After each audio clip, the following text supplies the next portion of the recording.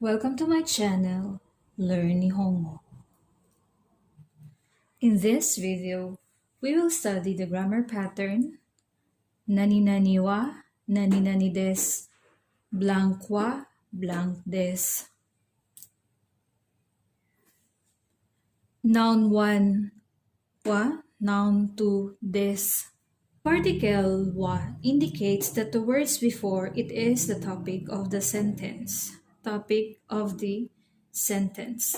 You select a noun that you wanted to talk about and add wa to show that it is the topic and give a statement about the topic. Suzuki-san. So, Suzuki-san wa Nihonjin desu. Suzuki-san wa as your topic and information about the topic that is Nihonjin. Suzuki-san wa Nihonjin desu. The main point of this lesson is that as for blank, it is blank. So, noun 1 wa, noun 2 des. Literally, this pattern means as for noun 1, it is noun 2. Or speaking of noun 1, it is noun 2.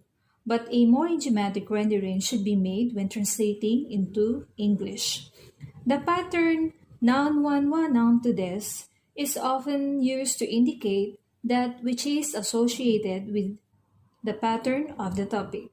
The relationship between noun 1 and noun 2 can only be determined by the context. When this character wa is attached to a noun or phrase, this indicates that the noun or phrase has been previously introduced into the conversation, either directly or by implication. The letter ha in hiragana chart is usually read as ha when it is part of a word, but when it is used as a particle, as in this pattern, it is pronounced as wa.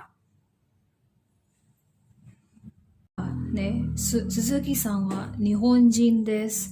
Suzuki-san wa Nihonjin desu. So, Miss Suzuki is a Japanese. So, stating the fact or information that Miss Suzuki is a Japanese. So, your topic again is Suzuki-san wa and information that is Nihonjin.